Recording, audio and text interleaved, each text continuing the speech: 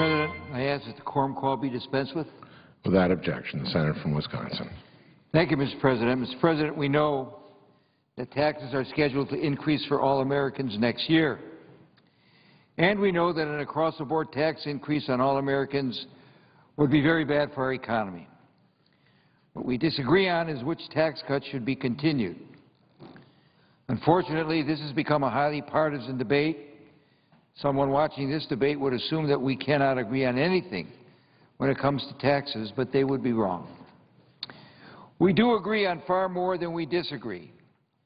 We agree that middle-class tax rates should not go up.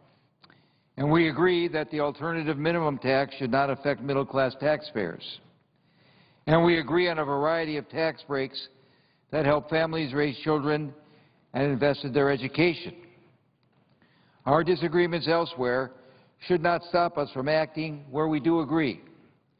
We should cut through the partisan gridlock and pass the policies that we all support. One policy we can all support is the tax credit for companies that provide child care to their workforce. This is a powerful and proven incentive for business, especially small business, to arrange on-site child care for their employees. I originally introduced this tax credit after we passed welfare reform in 1996. The purpose of welfare reform was to move recipients off benefits and into jobs, a path to financial freedom that is too often blocked by the lack of quality and affordable child care. After years of work, we finally passed the employer-provided child care tax credit in 2001. Since then, it has offered businesses a tax credit for building and maintaining a child care center. Businesses can also receive a smaller tax credit for helping their employees find child care elsewhere in the community. Child care is a good investment for employee and employer alike. Businesses can get employees who miss less work to deal with family issues and stay in their jobs longer. Parents know that their children are safe, sound, and close by while their mom or dad is at work. They do not have to choose between putting food on the table and caring for their children. Now is not the time to add another stress to overstressed working families struggling to survive in a down economy. That is why today I'm introducing a bill to continue the tax credit for employer-provided child care. We all agree that the employer-provided child care tax credit should not expire. It's included in both the tax bills we are considering this week, and we should extend it now. But support for child care isn't the only thing the Republican and Democratic tax bills agree on. In fact, these two bills offer the same exact tax cut extension for the first $250,000 earned by every American family. If a family makes $1 more than that, they still get the same tax cut extension on their first $250,000. Even millionaires get the same tax cut extension as everyone else. Everybody, including the wealthiest Americans, benefits from the tax cuts that we all can and do support. Bipartisan policies like the tax credit for employer-provided child care or middle-class tax cuts should not be held hostage because of a partisan debate about other tax cuts. When we all can agree on something, we should vote for it. Mr. President, I yield the floor, and I suggest the absence of a quorum. Clerk will call the roll. Mr. Cook.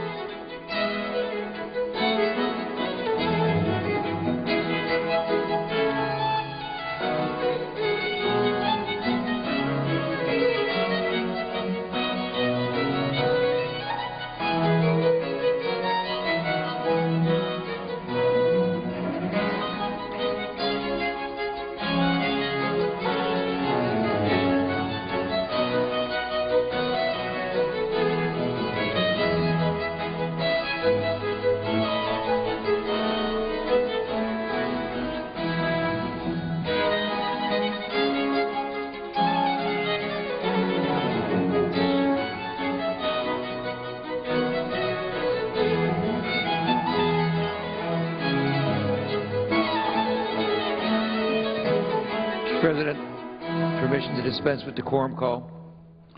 Without objection.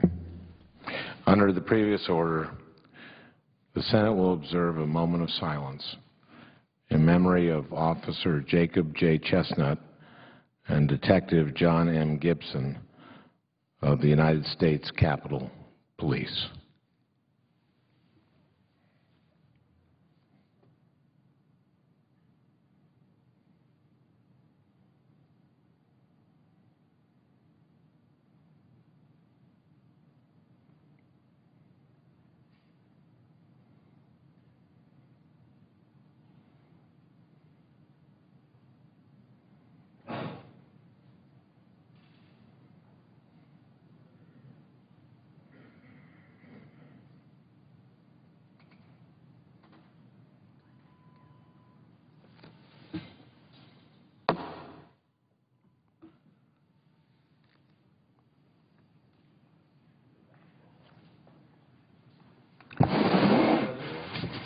I would suggest absence of quorum.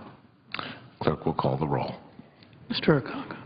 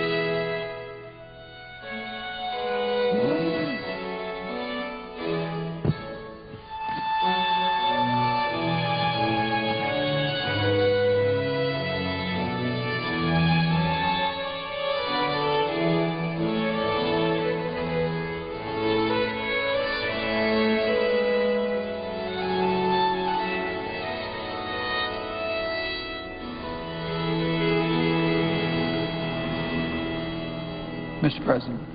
Senator from West Virginia. Mr. President, I ask for permission to speak up to 10 minutes, and after I speak, I would Senator, we are in a quorum ask to call. officiate the quorum call. Without objection. I would ask to have permission to speak up to 10 minutes, and after that, I would like to have the senator from Rhode Island to be recognized Without objection. for speaking. Mr. President, I rise today to express my indescribable frustration and genuine disbelief that we are looking at two proposals that do not do enough to fix this nation's financial problems, and that both have been predicted by both respected sides to fail.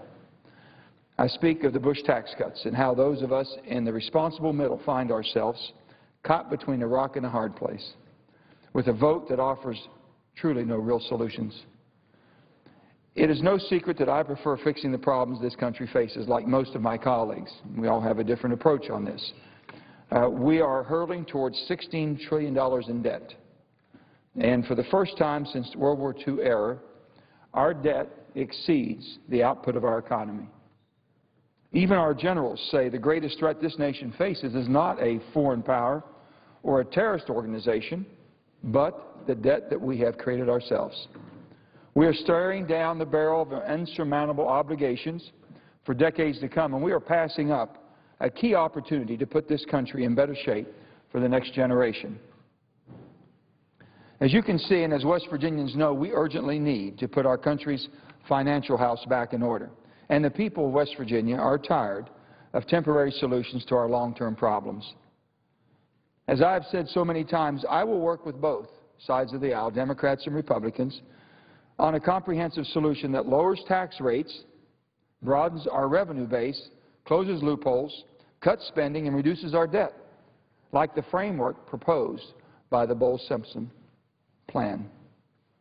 Unfortunately, neither of the proposals on the Bush tax cuts will solve our long-term debt and fiscal problems. At the same time, with our debt problems getting worse every year, we must come together to take responsible action and fair steps towards reducing our debt. even if they are only temporarily. Let's look at the two proposals that have been offered. One from my Republican colleagues in the House that unfortunately kicks the can down the road entirely and extends these tax cuts at a cost of $400 billion. What people don't know is that even though it would extend tax cut for the wealthiest, and this is what they really don't know, it would actually get rid of some tax reductions for the middle and low-income Americans, like the expanded child tax credit. That is tremendously unfair, Mr. President. And another proposal from the Democrats here in our Senate, our side, will cost about $250 billion, which is at least starting to move in the right direction to reduce our deficit.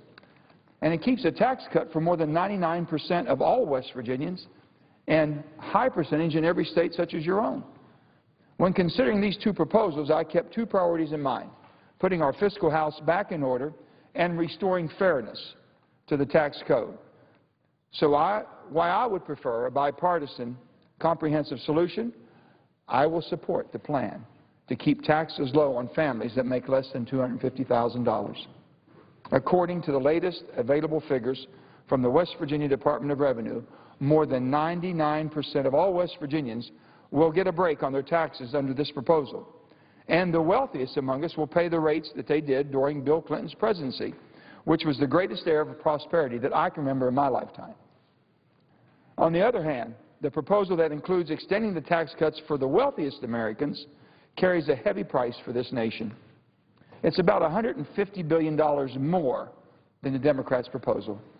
Given our dire budget situation, this country just can't afford that. We simply have to prioritize and close the gap. The fact is, we can't keep trying temporary solutions to our serious budget problems. And the truth is, these tax cuts won't restore confidence in our government or our economy to create good jobs or keep the ones we have. And they certainly don't put our fiscal house back in order. What they will do is be used as fodder in political ads for the next 100 days against both sides. I cannot understand why we continue to take votes that are more about making one side look bad or worse than the other, or taking cheap shots than actually solving the problems that we have before us. So I will continue to work across the aisle on a comprehensive bipartisan plan, because when it comes right down to it, these tax cuts simply won't fix the financial problems our country faces. I talked to countless business leaders and laborers all over this state of West Virginia and all over the country. And when I asked them what will encourage them not only to create the good jobs that we need, but to keep the jobs that we already have, the answer is simple: certainty. They need to be able to plan their next steps. They need to know that their government is working as a partner and an ally, not as an adversary. We didn't pull these stunts in West Virginia when I was governor. We were willing to get our hands dirty, to come to the table, to have a genuine and respectful discussion on the right direction for our state. And sometimes that led to respectful agreement to disagree. But at the least, we moved forward and made a decision. It's been nearly 2 years since the Bipartisan Commission on Reducing Our Debt recommended a plan that people of all political stripes support. It's time to go back to that framework and provide this country with an honest solution. In fact, the only thing that seems to be holding our feet to the fire right now is the sequester, which is becoming quite the scary term around here. For people who don't live and work in the Beltway, here's what the sequester is. If those of us in Congress can't agree on a real substantial plan to fix our finances, we'll have to make some very painful cuts in some very important areas: our Department of Defense, our schools, and other domestic priorities like Veteran Services and Head Start. Both Democrats and Republicans care about those issues, so both Democrats and Republicans have some skin in the game when it comes to finding an agreement. Because let me tell you, the reason that the sequester was put in place almost a year ago was in case we couldn't come up with an agreement on a big fix, one that the so-called super committee was tasked to put forward. Well, they didn't agree on a super fix, and this is our penalty. I really believe that the greatest mistake that we could make would be to walk away before the end of the year and not vote on a clear direction to fulfill the commitment and promises that we made to the American people. which was that we would fix the country's financial problems or the sequester would go into effect. That's the biggest mistake that we can make as a nation, letting the American people down. So now, a year after Congress has failed to reach an agreement, I'm surprised to find that some of my colleagues who voted for the sequester, knowing full well that Congress needs the threat of painful cuts before we can get anything done, are complaining about something they supported. I stand with those, including the President, who are drawing a hard line in the sand on our finances. Like it or not, this painful sequester is the linchpin to a better government and a better agreement. It's the only way that we're going to get something bigger. And a better agreement will look a lot like the bipartisan, comprehensive Bowles-Simpson framework, not the Bush tax cuts. Because this country needs a real solution. Because this country needs to come together on that solution. Because if we can't come together, there will be dire consequences for this country, with or without the cuts in the sequester. I sincerely hope and pray and will work for a compromise. But I believe the threat of a sequester might be the only thing that will force Congress to get its job done. Thank you, Mr. President, and I yield the floor.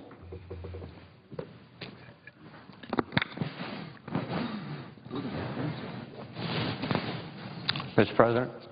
Senator from Rhode Island. Mr. President, before I begin my remarks with respect to the current debate, let me pay tribute to Officer Jacob J. Chestnut and Detective John M. Gibson of the Capitol Police, and to all the Capitol Police officers, men and women who protect us each day. I was here on that somber day when these gentlemen sacrificed their lives to protect innocent people in this building. And their example continues to sustain us and inspire us. And they continue, I think, to sustain and inspire the Capitol Police officers which today are protecting us, and we thank them all. Mr. President, as my colleague from West Virginia just commented upon, we are in the midst of a very serious debate with huge consequences for our country, our economy, our future. And I rise today in support of the Middle Class Tax Relief Act. This bill will extend the 2001, 2003, and 2009 tax cuts for the middle class through 2013. It will provide tax relief to every American, especially to those families who have struggled through this recession and this weak recovery, and restore some fairness to the tax code by letting the top rates return to the Clinton-era levels of taxation. If we do not extend these tax cuts for the middle class, a typical Rhode Island family of four could see their taxes raised by an average of $2,200 in 2013. And this is not fair to middle-income Rhode Islanders, middle-income Americans. Unfortunately, I fear many, if not all, of my Republican colleagues will block this bill because it doesn't extend additional tax cuts for taxpayers that make over $250,000. Instead, they will continue to press for a proposal that doubles down on the failed policies of the Bush era for a plan that gives more tax cuts to the wealthy while eliminating middle-class tax breaks like improved tax credits for families with children. Indeed, one of the astounding things about the proposal is that it will, if you look closely, actually increase the tax burden on middle-income Americans. The bill that we propose will benefit every single taxpayer in America. It's only when someone exceeds $250,000 in income that the top two rates will revert back to the Clinton-era levels. And we have a progressive tax system. Everyone, including the richest Americans, will continue to enjoy the tax reductions that were made beginning in the early 2000 period, but particularly those middle-income Americans who make less than $250,000 in family income. In fact, the vast majority of Americans will avoid an increase and see their rates remain the same. The top 2% of earners, approximately 2.1 million households out of more than 100 million households, have disproportionately benefited from the Bush tax cuts for more than a decade. They will get to maintain their benefits up to $250,000, but after that, they will see an increase. This is the nature of our progressive tax system, one which, for generations, has spread the burden across income levels, making sure and trying very hard to make sure that middle-income Americans don't shoulder a disproportionate burden of the taxes and the need to support this government. One of the key facts is that what we have observed now for more than a decade is that these Bush tax cuts have been very costly. They have contributed to this deficit. In addition to unpaid conflicts in Afghanistan and Iraq, increase in entitlement programs, particularly a prescription drug program that was not paid for, all of these have led to this deficit. At least with this proposal, we're beginning to try to reverse that trend, and do so, I think, in a principled way. The wealthiest, those who enjoy the greatest economic privilege in the country, I think should shoulder some of the responsibility, some of the effort to help us begin to repair this deficit, which has grown over the last 10 years. The Democratic bill will cost the federal government $249 billion in lost revenue for a one-year extension. The Republican bill will cost $405 billion. So again, if you're talking about people who are trying to get a handle on the deficit, just compare a bill for $249 billion, which is expensive, but quite a bit less than $455 billion, which the Republican plan would cost. And I don't think, again, our nation can afford an additional $405 billion going forward.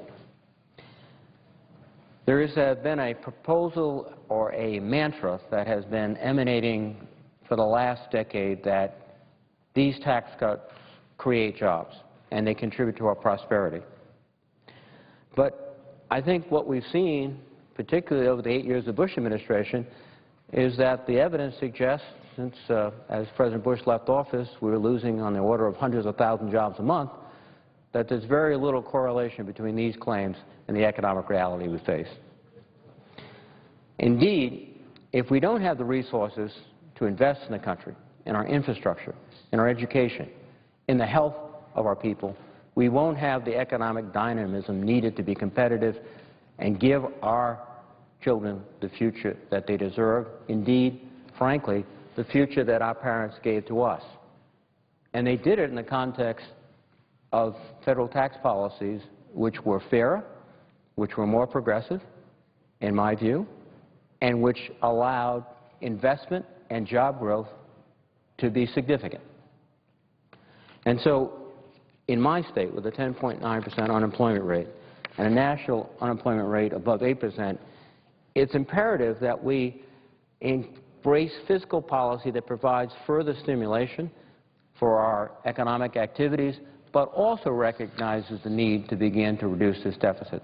And again, I think the proposal that we have advanced to allow the continuation of tax cuts for those making under $250,000 does both of those things. Provides fiscal stimulation as well as beginning to tackle this issue of how, over the next several months and years, we begin to address the deficit. We've offered a plan that will, I think, preserve and hopefully create jobs. We've pressed for policies that will provide more of an economic bang for the buck. Policies like the extension of unemployment benefits. Other policies that have been able to maintain demand in our economy so households can go out and go to the store and shop and keep our economy moving forward.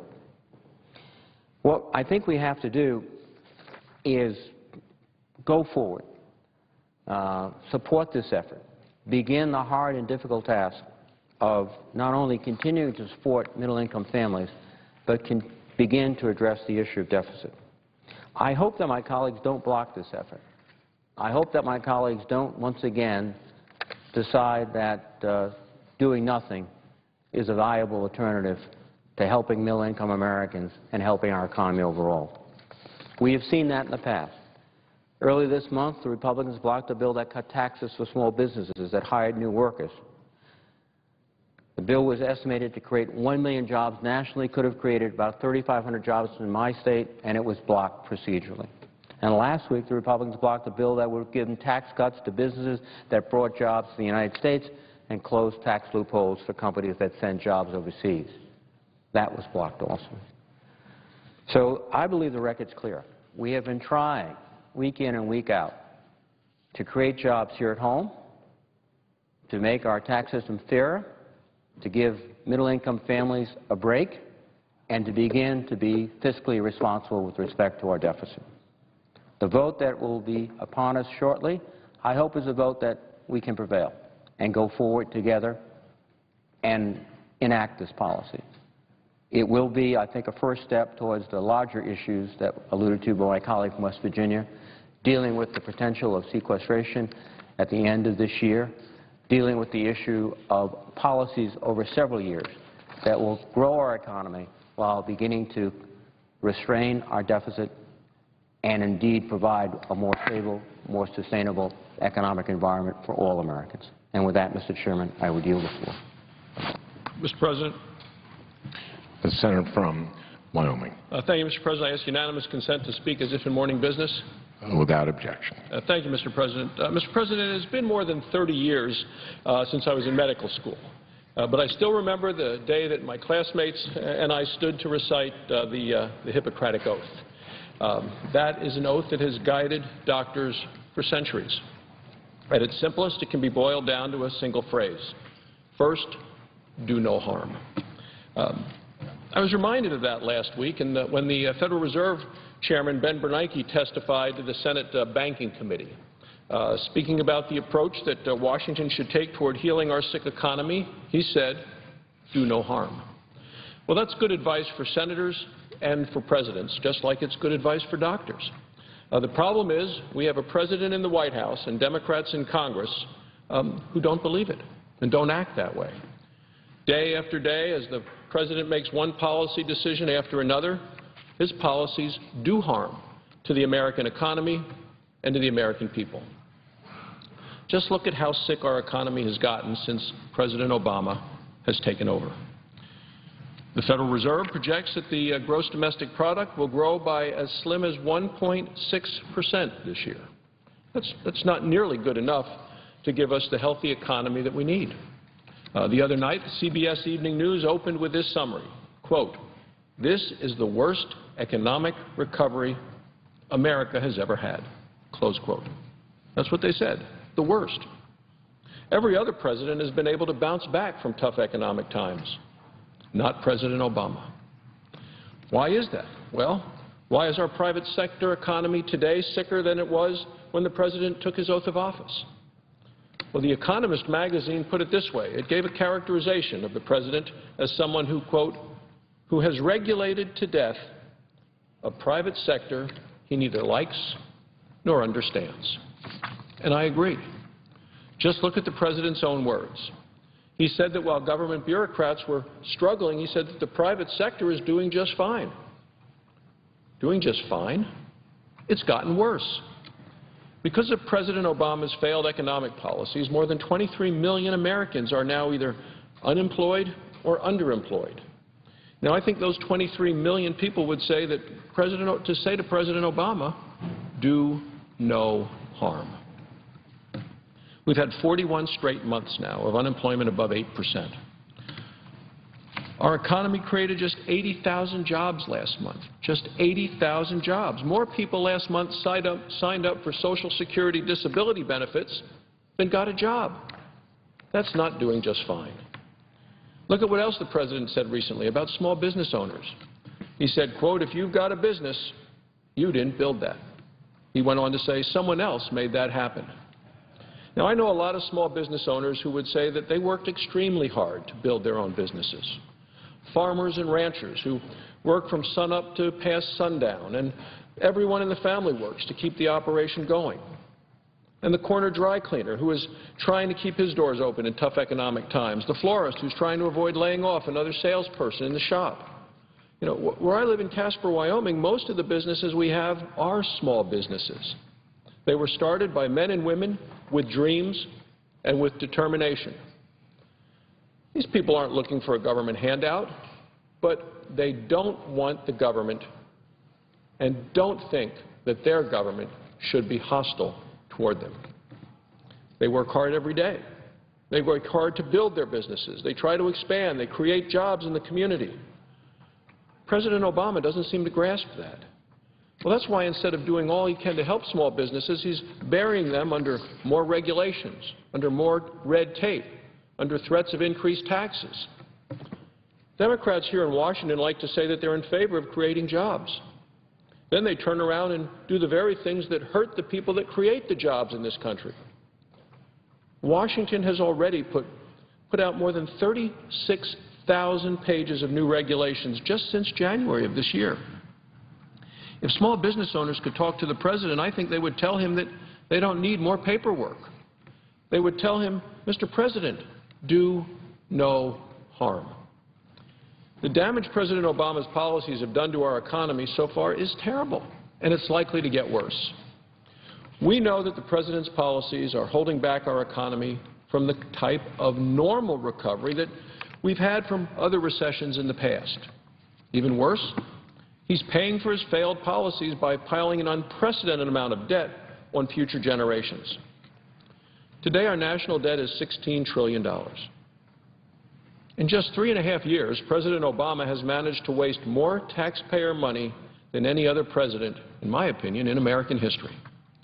Previous presidents understood the danger of spending more than we can afford.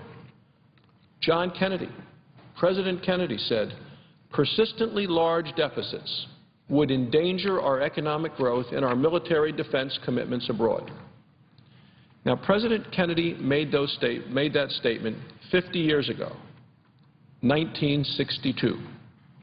At the time he made that statement 50 years ago, Washington's budget deficit that year was $7 billion.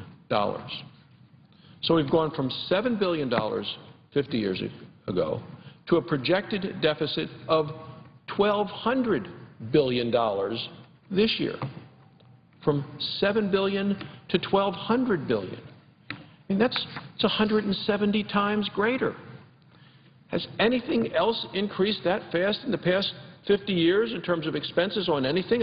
A daily newspaper or a bottle of Coke that would have cost 10 cents in 1962? Well, using this multiplier of 170 times, you know, that'd be $17 today if it had increased at the same rate as our nation's deficit. Gasoline that was about 30 cents a gallon back then would have to be more than $50 a gallon today. Or look at it a different way. The share of Washington's total debt that is owed by every man, woman, and child in America today is almost $51,000. The President is saddling our children with debt to pay bills that we can't afford, for policies that don't work, and for goals the American people don't support. The President demonstrates no sincere interest in cutting government spending, even as the federal government has grown less efficient, less effective, and less accountable. The American people look at Washington's out-of-control spending and debt, and their message to President Obama, please, Mr. President, stop doing harm. Remember, President Obama has been quite clear. He doesn't respect small businesses, and he thinks the private sector is doing fine. He has increased red tape, increased bureaucracy. He has mortgaged America's future to give taxpayer dollars as campaign contributors at companies like Solyndra. When he's borrowed all that he can, lots of it from China, he still doesn't slow down his spending. He says he needs to raise taxes to spend even more. The President already raised taxes through his health care plan. He pushed through $500 billion in taxes and fees. He pushed his individual mandate tax to force people to buy insurance. Now he's pushing again to impose massive new tax hikes on millions of successful families and small businesses. The additional damage that President Obama would do to our economy with his proposals to raise additional taxes would be enormous.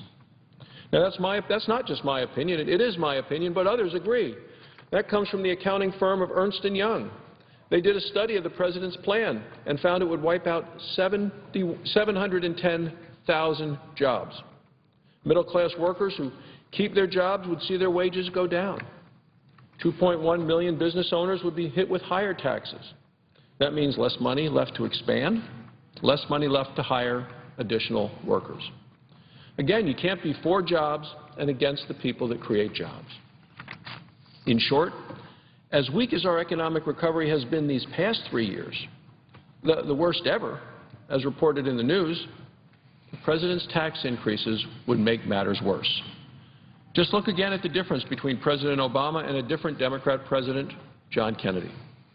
John Kennedy said that the largest single barrier to full employment of our manpower and resources and to a higher rate of economic growth is the unrealistically heavy drag of federal income taxes on private purchasing power, on initiative, and on incentive.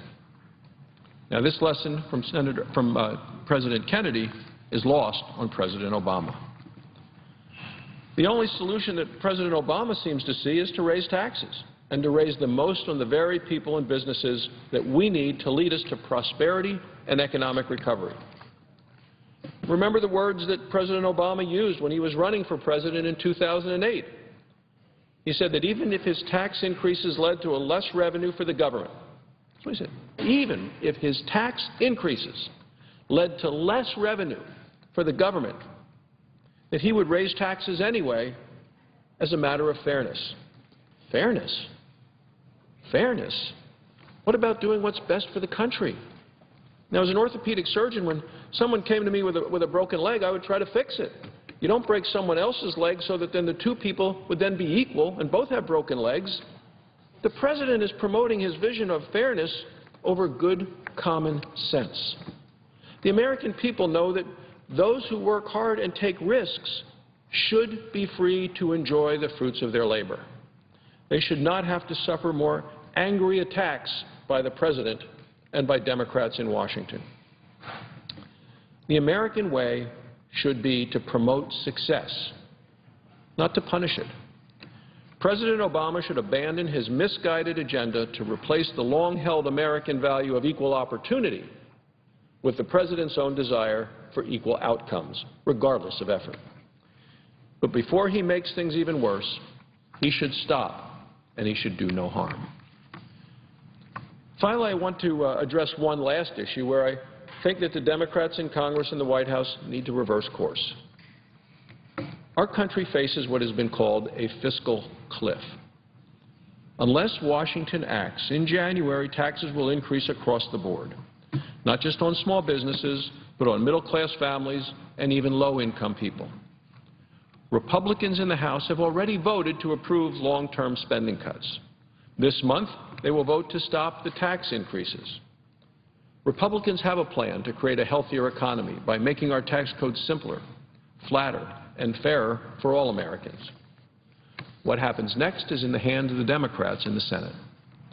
Financial experts have warned that if Senate Democrats do not act by the end of this year, they could create a worldwide recession.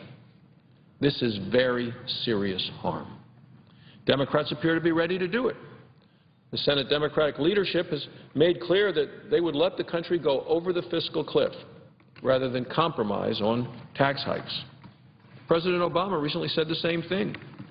He said if Congress passes reasonable regulation that keeps tax rates where they are, even temporarily, he said, while we sort out long-term tax reform, well, he said he'd veto that.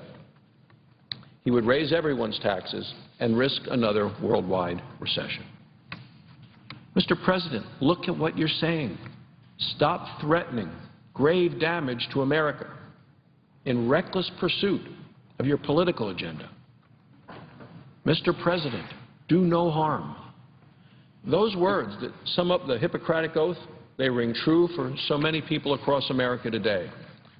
For people who believe, as Ronald Reagan said, that government should stand by our side, not ride on our back. It's time for Washington to change direction, to lower taxes, not raise them, to reduce red tape, not increase it, to control our spending, not just rack up more debt, to free the entrepreneurial spirit, not stifle it. First, before all else, if we are to heal our sick economy, it is a time for Washington to do no harm. Thank you, Madam President. I yield the floor and note the absence of a quorum. Clerk will call the roll. Mr. Akaka.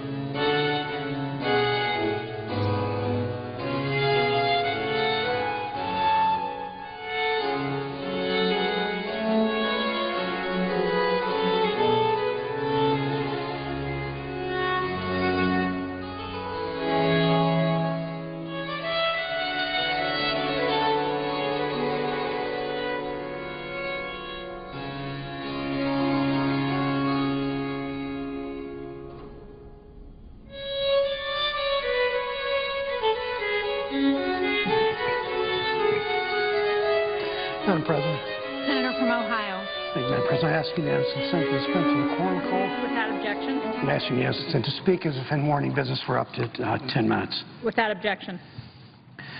Madam President, I rise today to speak about the need to extend middle-class tax cuts. We have a broad bipartisan consensus that middle-class families should not see their tax increases, that their taxes increase on January 1st. We know if Congress does nothing, then taxes will increase for a whole lot of Americans, for the broad middle class, on that date. We have a broad bipartisan consensus that that should not happen. So we have this moment of agreement. We should act swiftly to extend tax cuts for 98% of American families, actually about 99% of people in my state right now, today, this week, soon. But we won't, because special interests and their allies in this Congress are holding middle-class tax cuts hostage. Why? It's the same old song, in order to protect the interests of millionaires and billionaires. It seems that the default button for so many people in this institution, certainly the majority in the House of Representatives and far too many in the Senate, is no matter what, you protect the interests of millionaires and protect the interests of billionaires. Let's be clear, regardless of whose plan becomes law, whether it's our plan where we immediately, today, this week, as soon as possible, whether we immediately grant tax relief for people that are middle class, that in essence every American will get a tax cut on their first $250,000 of income. If you're making $1 million a year, you still get a tax break on your first tax cut on your first $200,000. If you make $10 million a year, you still get your taxes cut on the first $250,000. You're only paying roughly 4% on every dollar above $250,000. So we have bipartisan agreement. Let's lock that in, that the middle class will get a tax cut.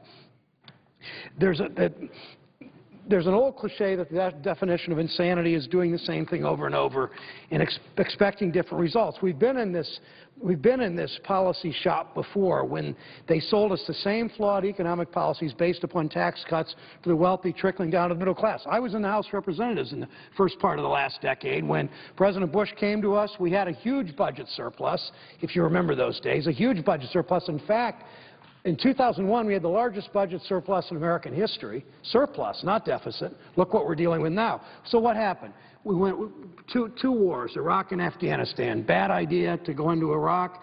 Contentious issue. The intelligence wasn't really right that the Congress was given. Many of us voted against it. But put that aside. Nobody paid for that war in Iraq. Then there was the tax cuts that went overwhelmingly to the wealthiest people in our society. Nobody paid for those tax cuts. Then there was the Medicare partial privatization prescription drug bill. Nobody paid for that. So we went from the biggest budget surplus in American history to the biggest budget deficit. At the same time, the economic geniuses of the time that were running the government said, if you cut taxes on the rich, they didn't use the term trickle down, but that's what it is. You cut taxes on the richest people in our country, all that wealth will trickle down to the middle class, into working families and the poor, and everybody will get richer and the economy will take off. Well, we had 8 years of that experiment. But you know what happened, Madam President? Between 2000 and 2010, we lost in this country 5 million manufacturing jobs. Under those economic policies of give huge tax breaks for the rich, that was the policy. The fundamental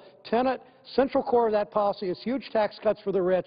What happened? We lost a third of our manufacturing jobs. It's only since we've begun to bring some more fairness with the Recovery Act, with Wall Street reform, with some other things we've done, with the auto rescue, especially important in my state, did we see the economy grow. From 2010, the unemployment rate in my state in 2009 was 10.6%. Now it's 7.3%. That's not good enough, but it's certainly progress. 5 million manufacturing jobs lost between 2000 and 2010. Since 2010, almost every single month we've gained manufacturing jobs. In the aggregate, some 450 to 500,000 manufacturing jobs. So clearly, this policy of cutting taxes on the wealthy is going to create prosperity. It just didn't work that way.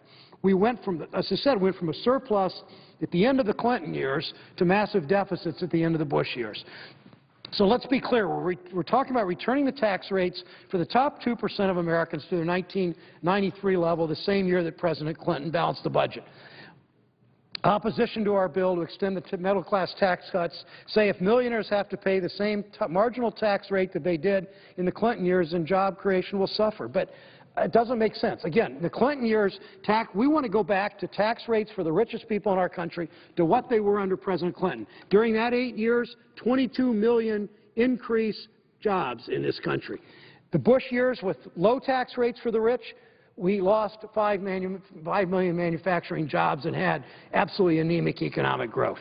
It just make the comparison. You don't have to be an economist to make this comparison. You look at tax rate during those years, you look at tax rates during the 8 years of the Bush years, the Clinton years and the Bush years. And I don't want to go back. I don't want to blame everything on President Bush. That doesn't get us anywhere. It makes people quit listening. But I do want to learn from history. And I look at the tax system we had during the Clinton years and the tax system we had during the Bush years and make the contrast about what happened. 22 million jobs created, not so good during the Bush years with very anemic job creation.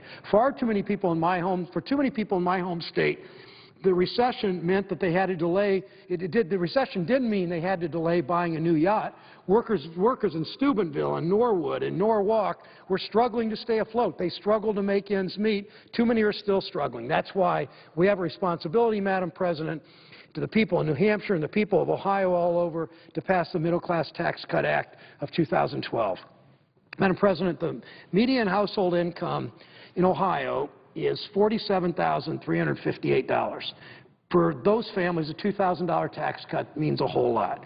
We know that 98% of Americans who would benefit from this tax cut are going to put that money back in the economy. This isn't trickle down. This is you get a tax cut like that, and you put money into maybe you could put a down payment on a car.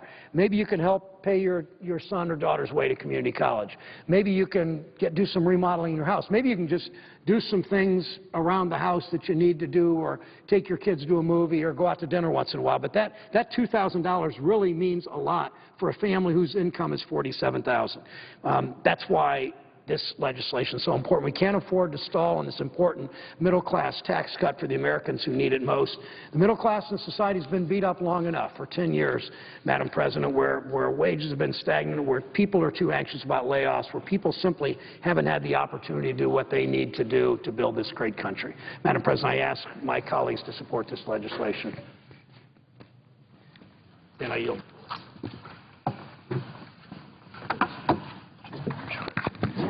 Madam President. The senator from Rhode Island. Madam President, may I first ask unanimous consent that for the duration of today's session, Varun Jain, who is